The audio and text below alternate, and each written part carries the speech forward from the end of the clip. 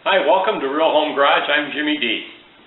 Most of us like to watch the car shows on TV with the big expensive builds that build cars for SEMA and these beautiful show cars, the 6-7 figure cars by artisans and talented men like Dave Kindig of Kindig Design, from Bitch and Rides, Chip Foose of Overhaul and fame.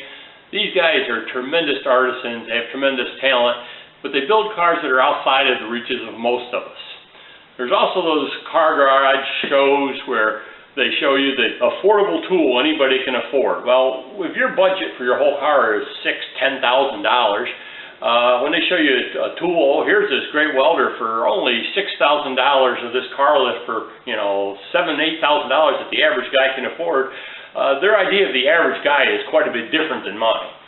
So the purpose of this show is to show the average guy at home what he can build within a reasonable budget with what he should be able to afford or his buddies have that he can borrow, not the high-end expensive tools. So I don't have the talent, the craftsmanship, nor the tools to build those kind of rides. I'm not looking to build those rides, but what I build are cars that I can compete in a local car show, that at least have a chance of winning a trophy, that I can enjoy driving, not embarrassed about, that you can have some pride in within your budget without booking your credit cards and getting a divorce, or we face it, if you're stressed over the money for your car, what's the sense in building it? So what we're not going to build is junk.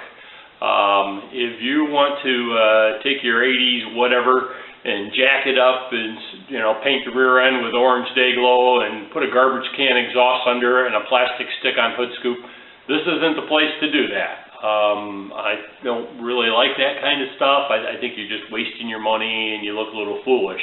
So we're going to build something that's a little classier here. Now, our first project is going to be what is called Project 66 Custom Charger. I've built several cars before. 66 Custom Charger is a car that I've had for probably 10 years. It's been parked out back in the shed. I started about 10 years ago, then life got in the way, and finances got in the way, and so it's just sat there. It's time to bring it out and dust it off and make some modifications to it. Now, before everybody gets all excited, I'm cutting up a 66 Charger. And why am I cutting up a 66 Charger is this is not a special Charger. I think there was 17,000 of these things built. It's a 318 automatic car. It's not a Hemi car. It's not a big block 4-speed car. And it was pretty much toast. The interior is gone. The glass is broken for the most part. It was junk. Wasn't worth restoring in any way. So I think it makes a good foundation. The other thing is I want to build cars that are not something that you see every day. Anybody who has pride in their car has done a good job. I respect them. I like going to the car shows, but you can only look at so many 60s Camaros, 60s Mustangs, second-gen Dodge Chargers. Unless you are significantly outstanding for some reason, you're also run at those car shows. So I want to build stuff that you don't see every day, that is still readily available for some type of budget. And again, I'm using something that wouldn't normally be a car that people would restore because it's torn down, it's already junk, so I don't feel guilty about cutting it up and making some mods to it. So Project 66 Charger is going to have some extensive changes to it, and I hope you enjoy watching me tear it up and put it together. Now, one problem with building the car like I'm talking is parts availability. If you do build the aforementioned Camaros and Mustangs or Gen 2 Chargers or E-bodies, there's a zillion parts available. You can go down to the local dollar store and buy a fender for one of these, I think. Everybody makes them. They're repops for everything you could want. They're easy to build.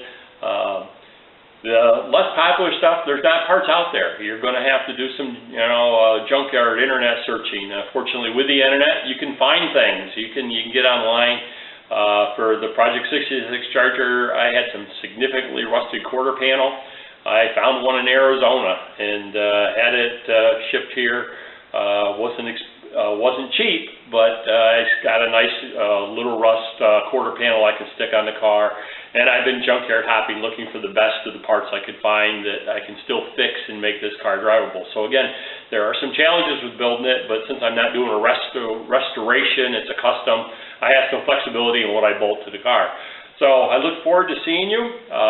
Next time I see you, we'll be pulling the 66 Charger in and starting to look at what we're going to do, the mods we're going to make, and move along. So thank you again for visiting me at Real Home Garage.